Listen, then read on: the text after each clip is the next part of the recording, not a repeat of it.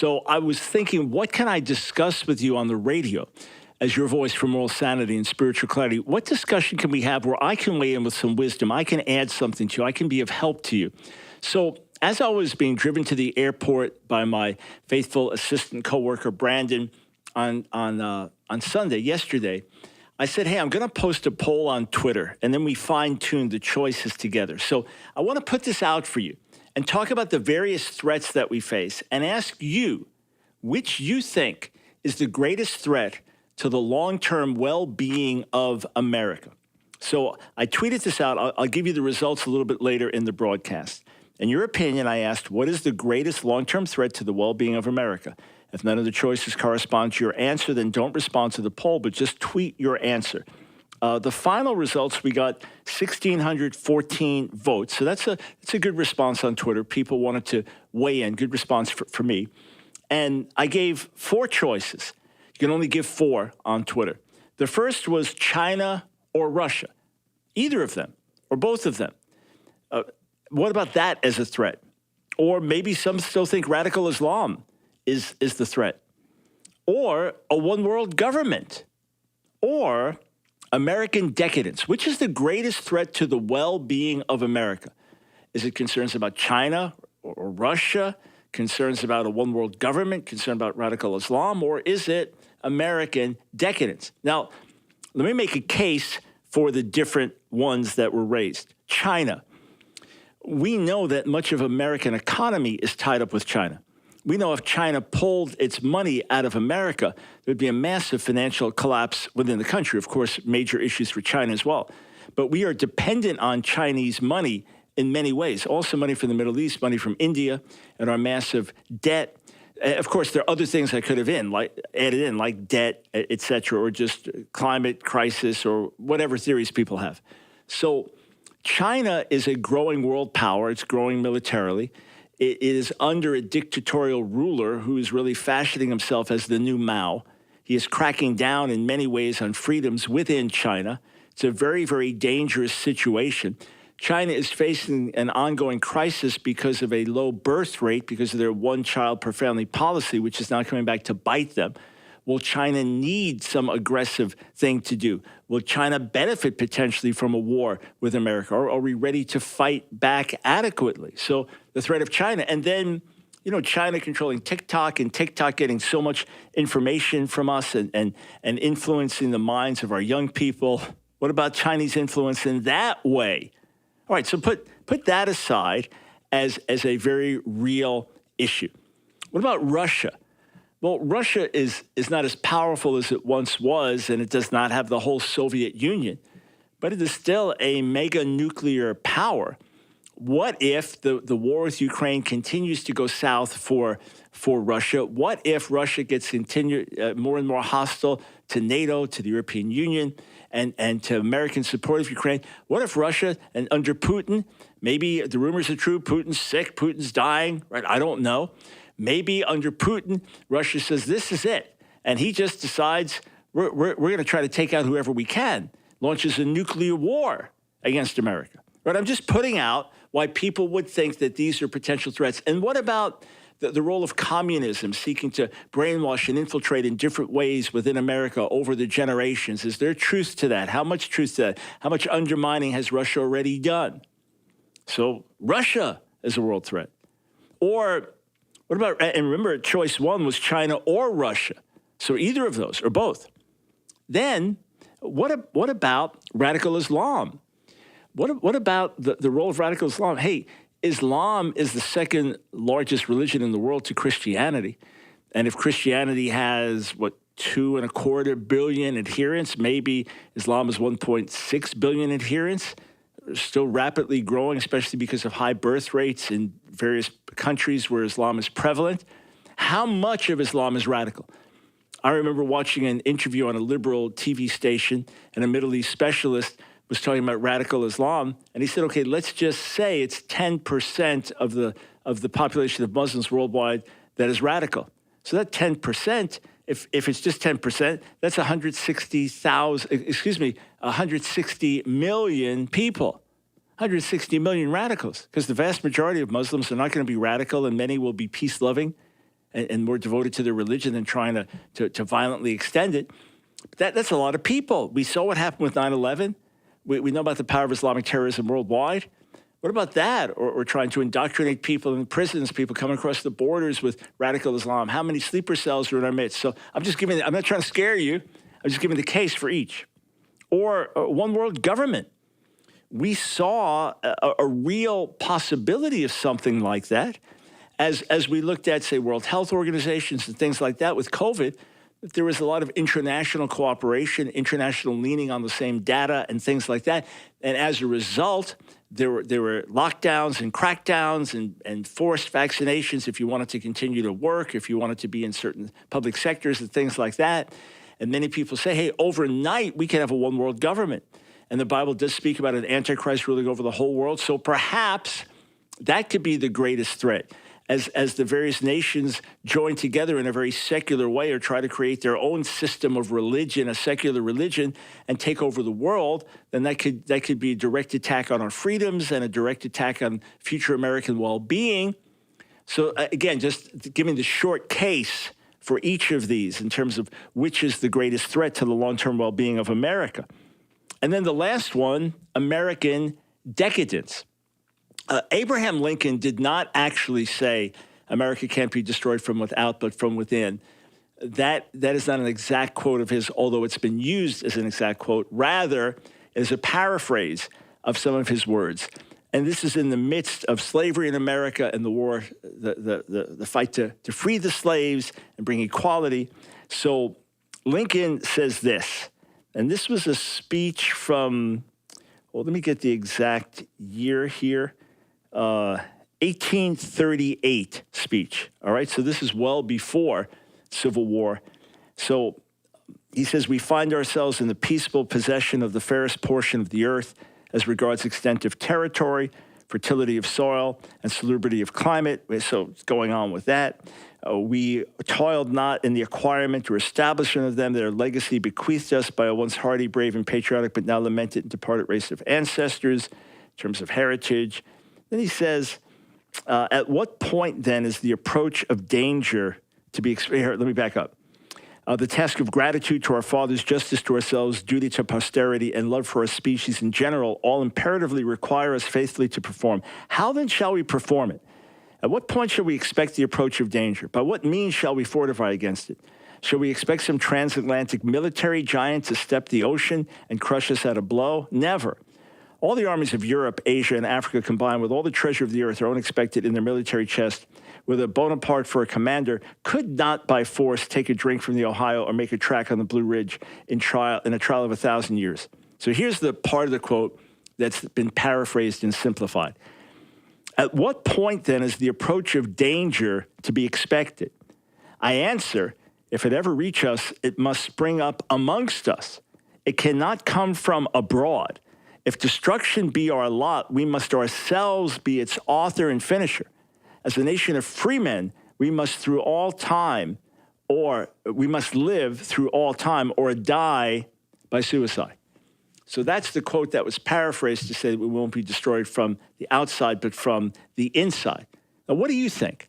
Out of those choices, what do you personally think is the greatest threat to the ongoing long-term well-being of America? China, Russia, radical Islam, one world government, or American decadence, sin in our own midst, worldliness, greed, narcissism, materialism, lust of the flesh, addiction to the things of this age. I want to read a quote to you from Benjamin Rush, who is one of our founding fathers. This is my Revolution book. June 13th, 1808, Benjamin Rush, one of the signers of the Declaration of Independence, wrote a letter to John Adams complaining of the deterioration in American society since the Revolution.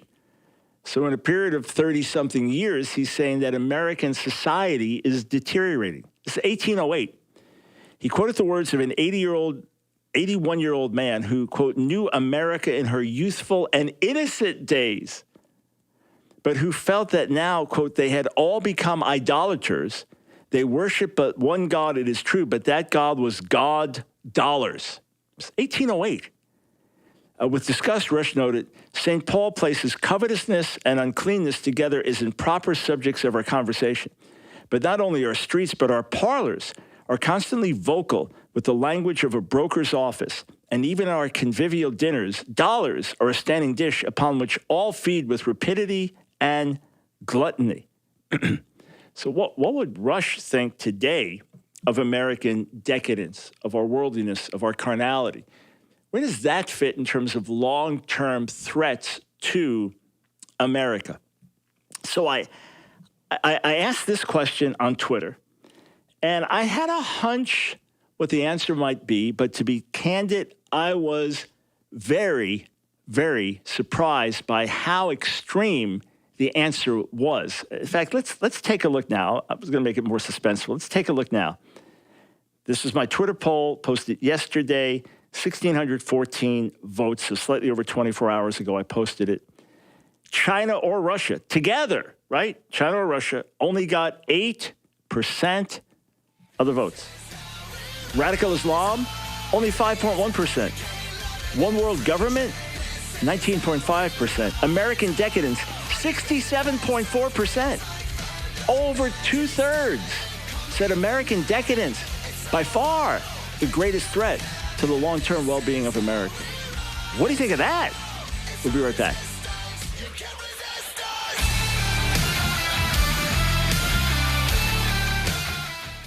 This is Dr. Michael Brown encouraging you to make health and wellness a priority in 2023. Trivita Wellness, our new sponsor, is here to help you do just that. The founder, Michael Ellison, is offering free to Line of Fire listeners his book, 10 Habits of Wellness. Call 1-800-470-3042. Plus, you'll receive a free anti-inflammation lifestyle guide to help you make healthy choices. Call now, 1-800-470-3042.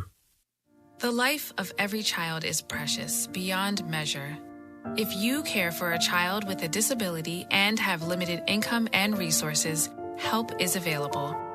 Children with a physical or mental disability or who are blind may qualify for monthly cash payments through the Supplemental Security Income Program, or SSI.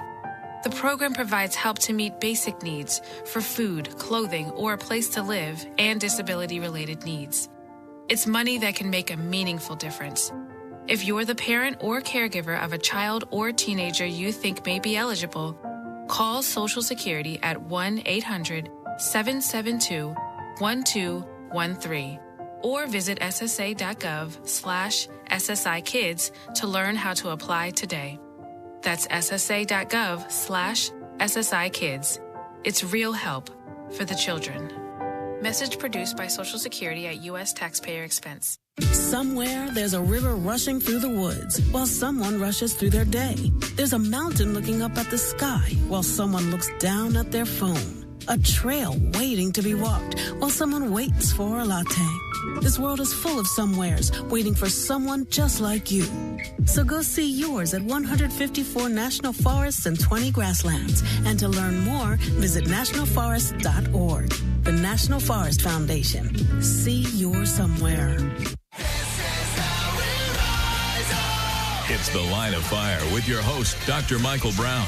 Get on The Line of Fire by calling 866-34-TRUTH. Here again is Dr. Michael Brown. Thanks for joining us. Again, if you got to weigh in, want to weigh in, have a question for me on any subject that relates to The Line of Fire, a little later in the show, I will be getting to a wide range of calls. So call now, 866-348-7884. In a few minutes, we'll get to you. All right.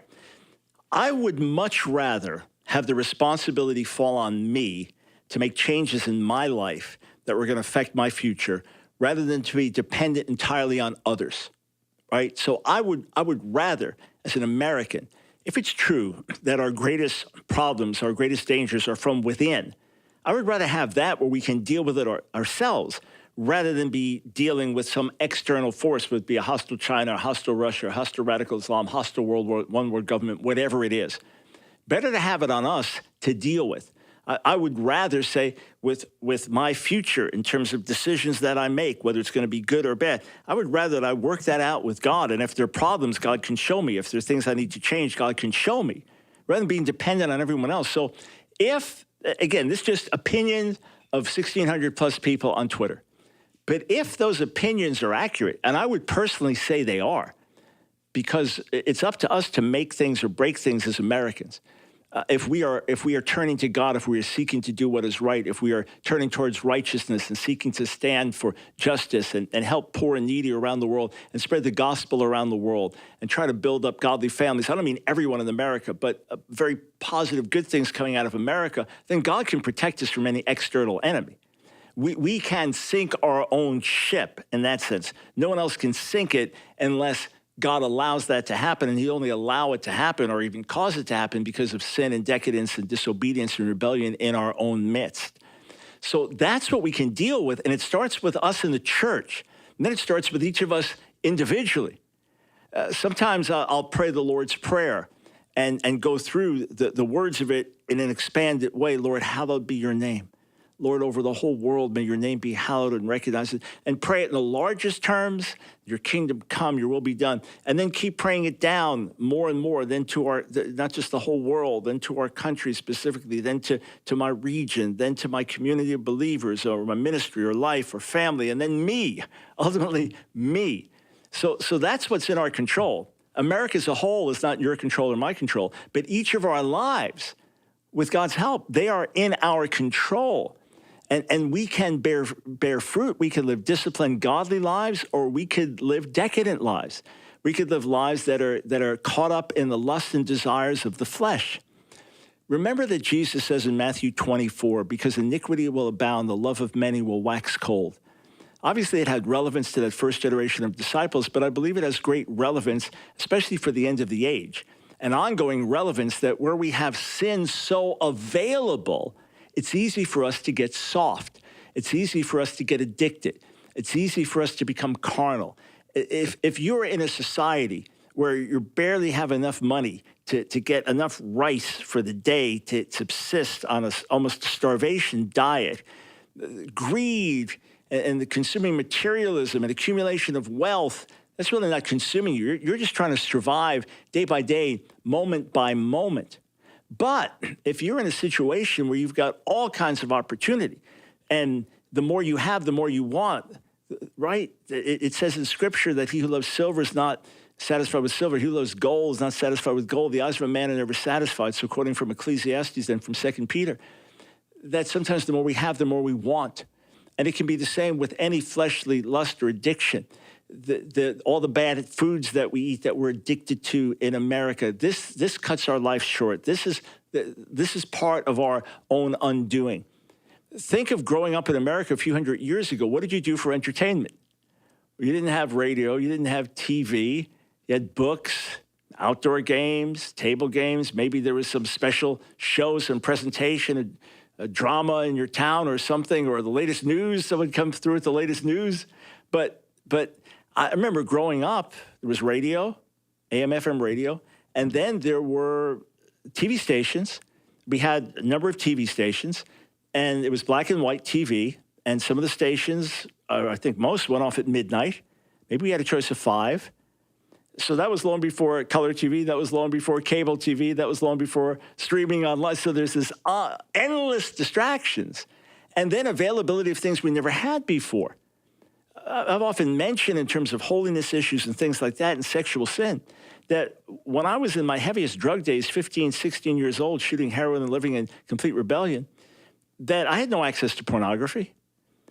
I couldn't go to a porn theater, even if I knew where one was. I couldn't go to one. I couldn't buy a magazine. None of my friends' fathers subscribed to Playboy in those days. So even if I was looking for things, I didn't have access to them. Today, a kid, an 8-year-old kid, just stumble on it or find it on a cell phone. So the availability of things at our fingertips, we've never had this before. And because of that, we get distracted. All right, I've got some good news. I've got some encouraging news in the midst of this. I'm holding in my hands, and I am very excited to hold this in my hands, my newest book. It officially releases in 1 month, but we got our shipment in already. Why so many Christians have left the faith, responding to the deconstructionist movement with unshakable, timeless truth. And what I do in this book that's unique is I not only describe the problems, what's going wrong, where the issues are, why so many Christian leaders, individuals, young people have left the church, why Christianity overall seems to be declining within America in terms of numerically people professing Christianity. Not only outline the problem with sensitivity and understanding, but in each chapter I say, okay, here's how we answer. Here's how we respond. Here's how we help people. So maybe you yourself are struggling. Maybe you're having your own questions and, quote, deconstructing. Maybe your friend or loved one has. This book could be key to strengthening your faith or bringing someone back to the faith. Let me just run through the chapters in the book, and then I'll tell you how you can order exclusively through our ministry a signed, numbered, advanced copy. So chapter 1, there really is a problem. I just talk about a number of prominent leaders, pastors, others, a seminary professor, music ministry, that have fallen away and no longer believe. Some no longer believe the Bible at all. Some no longer believe in God at all. Some have changed their version of Christianity, but they've fallen away. And then second chapter, atheists, agnostics, and the trickle-down effect. In that chapter, I explain how the objections of the atheists that started to become very prominent about 17 years ago, how they have trickled their way down, objections to the Bible, attacks on the New Testament, and they're just in the general public consciousness. Then chapter 3, can Christian leaders be trusted? What about all the scandals? How has that affected people in their view of the church? Then chapter 4, if gay is good, the church is bad.